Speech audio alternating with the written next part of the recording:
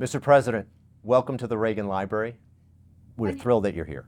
Well, thank you very much for having me here.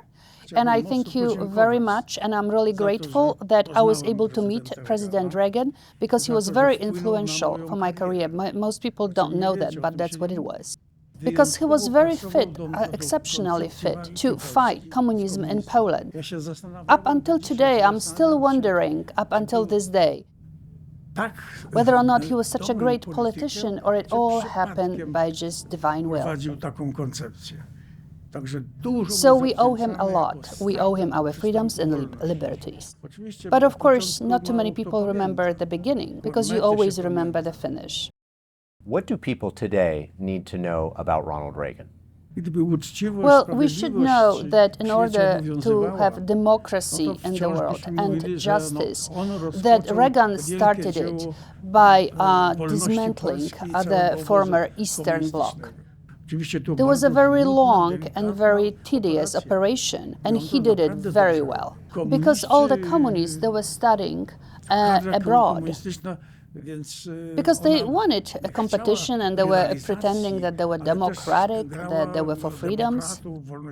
And Reagan was basically showing them that's not who you are. And this was helping us to fight them. But it was a very specific fight, so a lot of people don't even realize what was happening. But I was on top of that fight, so I was the one that was utilizing it. So I'm very, very grateful to him. My entire political career it's because of him. Well, you're wearing a Ukrainian flag on your lapel. As a former Polish president and as a friend of America, what is your perspective on the current situation in Ukraine? The question is simple, but the answer is complicated. Because our generation is still here when the times are changing. Because the technology that we built is overgrowing, it's bigger than the little countries that we built.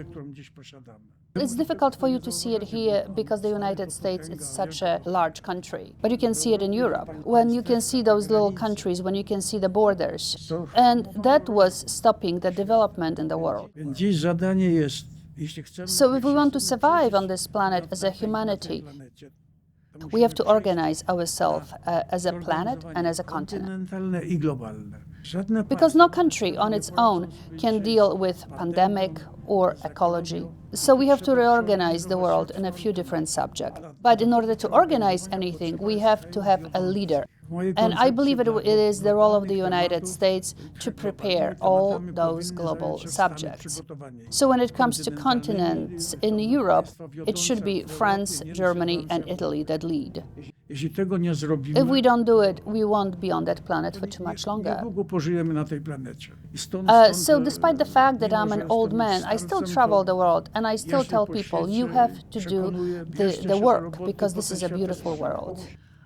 But I will be talking about it also over there, so I hope you don't fall asleep during my speech. President Walesa, we will not fall asleep. We really appreciate your friendship with Ronald Reagan, the friendship between Poland and the United States, and we're thrilled that you're here. So thank you again.